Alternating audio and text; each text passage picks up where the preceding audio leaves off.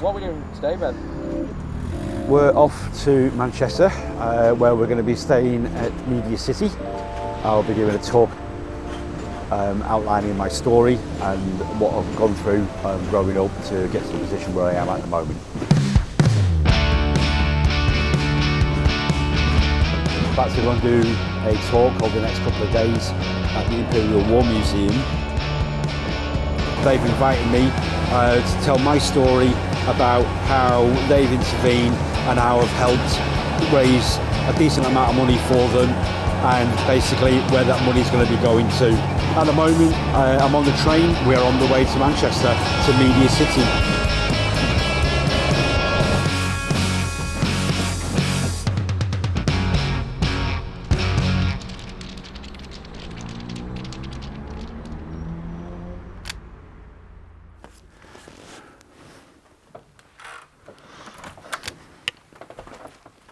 So this is going to be my office for the next few days.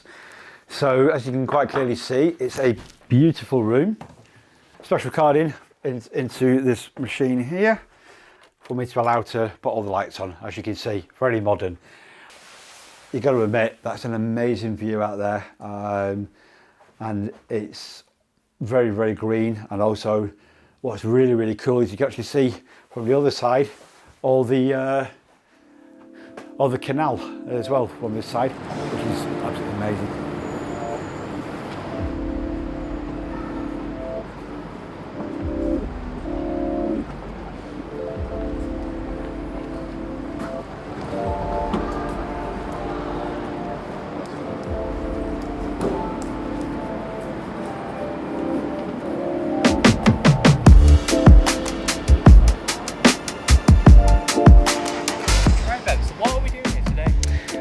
So today is the start of something that's going to be quite interesting for the next couple of days here in Manchester. And that is, over the next couple of days, I'm going to be doing a talk at the Imperial War Museum, basically advocating why the Royal British Legion have helped to support me through the years and how it is they came about to basically being homeless, and also how Royal British Legion have helped me. Important for me for a number of reasons. Firstly, it's obviously to tell my story.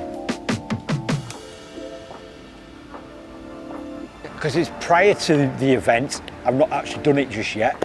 I'm not suited and booted, as you probably can tell. Yeah, I'm a little bit apprehensive. Never done anything like this before.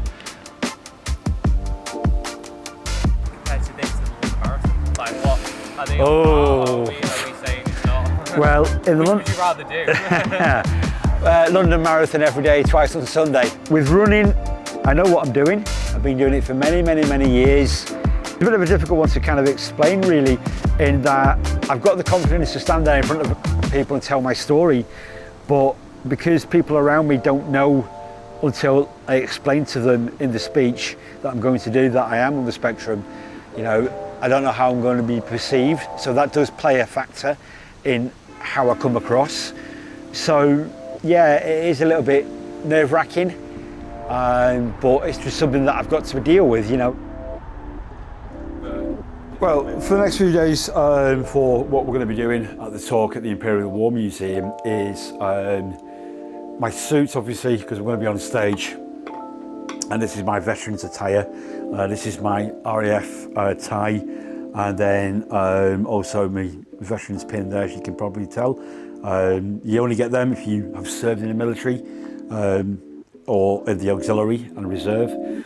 But the other thing is I've brought as well is a couple of other things to show that I've completed the London Marathon once before. However, it's just to show that I've actually completed the London Marathon on more than one occasion. This was the first time that I ever did it. So I use that. I'm going to be using that as part of my talk. Obviously standard clothing as well. Brought my laptop just in case they wanted me to do a PowerPoint. However, I think in these kind of situations is that using a PowerPoint would be death by PowerPoint, and I want to make this more of a personal touch, and therefore I've chosen not to do a PowerPoint presentation. So that's what I've brought with me. So yeah, that's day one completed. We're here now in Manchester. We've gone for some liquid refreshment, as we say. and now it's just a case of going on to tomorrow. So really looking forward to it. So as we say in the film industry, that's a wrap.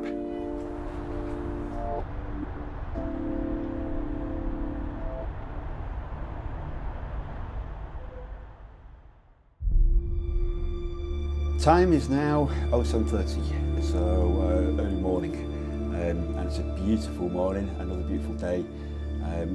We're heading to the Imperial War Museum, and my talk starts at 11:45 sharp.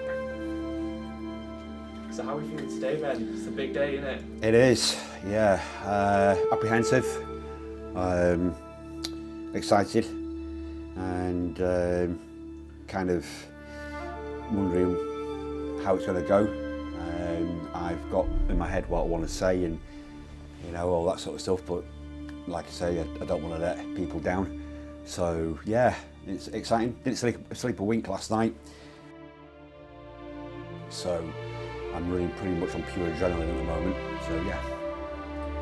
So Ben, what are the main worries today for you? So main worries to me are that it's a large crowd. I've been told there's going to be over 100 people there. So obviously, you know, we want to create a good impression, especially for the Royal British Legion. So that's something that's worrying me a little bit. I've never done this talk in front of such a large crowd before, so I'm hoping that it's going to go down well. I don't want to let them down, you know. I'm speaking up and out for them and the things that we in the veteran community have to go through to get to the point where I'm at now. It's a long and slow road, but we finally get there. And the other thing is as well is I don't want to, you know, let myself down and be able to, you know, the story not to go down well, and you know, I don't want to be kind of rambling, as it were. So I'm very conscious of the 20-minute window that I've got, because I've lived it, I've been there, I've gone through it, you know. So that's the reason why I'm incredibly nervous at the moment. But you know, it's one of those. It's a situation.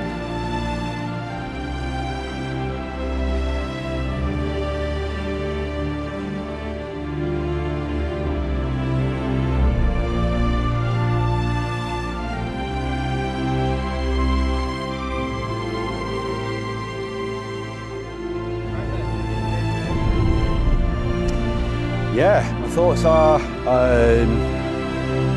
somewhat anticipatory. Got that butterflies in my stomach kind of feeling, and yeah, it's something that now obviously the adrenaline is really pumping now that I can actually see the Imperial War Museum.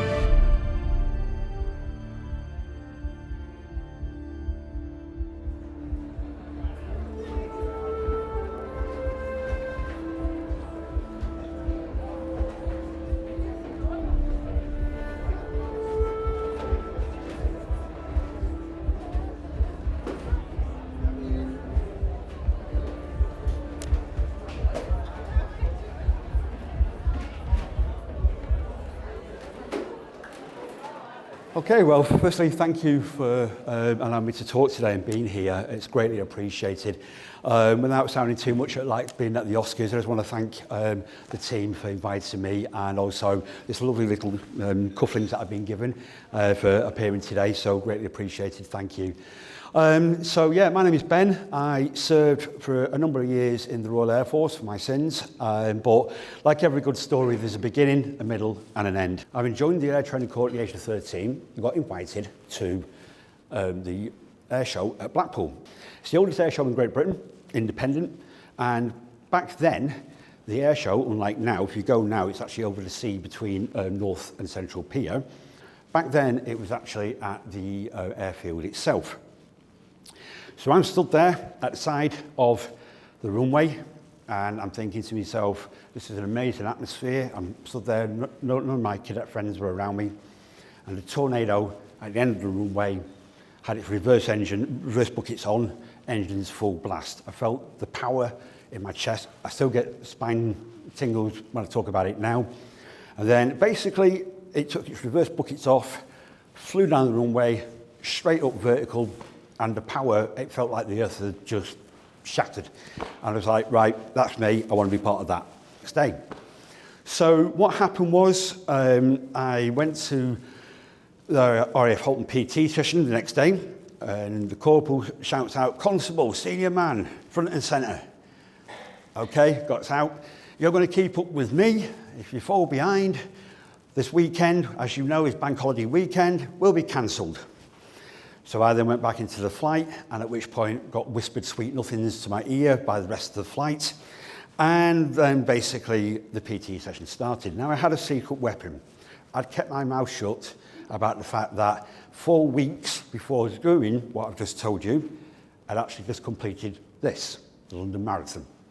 I then carried on. It was a 5-mile run or thereabouts. I then got to 2 miles and said to the corporal, as a cheeky 19-year-old, "Corporal, all due respect, can we run a bit faster?" To which he basically turned around to me and said, "Are you being cheeky?" Insert swear word. And basically what happened then was I went, no, anybody, keen runners that are in the audience will tell you, if you're used to running at a certain pace, your body gets used to it quite quickly. So what happens is then, I was running at a pace that was uncomfortable for me, and I then said, right, I'll tell you what, let's put some skin in the game, Corporal. If I beat you, okay, you've got to buy everybody in the flight a round of drinks at pass-out parade. And he said, if I beat you, he said, what I'm going to do is I'm going to cancel next weekend's leave as well.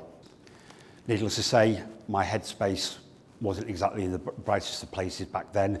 I've just lost my grandma, I've now got no job, and basically I had nowhere to turn. I then did stealth camping on the local golf course, where I stayed in a tent for several weeks. They turned around and helped me a little bit, and they went, right, what we need you to do is get in contact with the Royal British Legion. And I said, okay, so I did.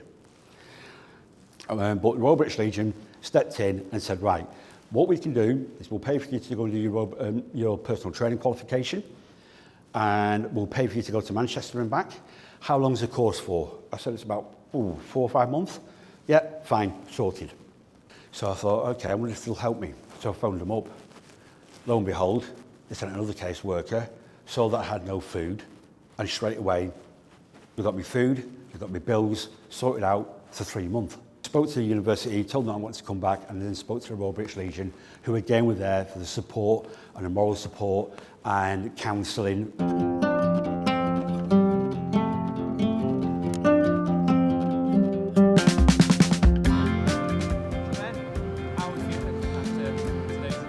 Yeah, relieved is probably the best way I can describe it, in a good sense. It went really well, but yeah, I was really relieved. It went really well. Got a lot of positive feedback from fellow veterans. The Royal British Legion seemed to really enjoy the chat. What kind of lessons have you got from it? Okay, so lesson number 1 is always have a glass of water. What I got out of it was that I was really, really well received by the community, and a lot of people wanted to keep in contact with me, and that was something that was really, really nice, and that gave me a lot of confidence about the talk. First time I've ever done a talk and actually got given a little thank you. I've got some lovely little cuffings that have been given to me by Royal British Legion. So a big shout out to them for that. I really appreciated that. And yeah, it kind of put a lump in my throat, to be honest. I got a bit emotional on that one because that's the first time that's ever happened. So yeah, I was really, really proud and pleased with the overall outcome.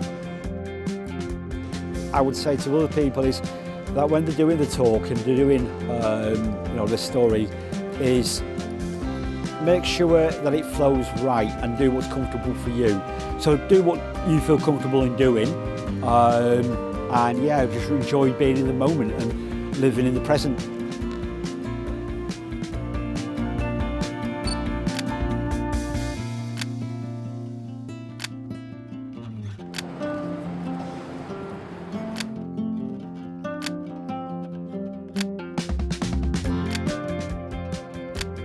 You saw in the video earlier as well about war pensions and helped me with that as well.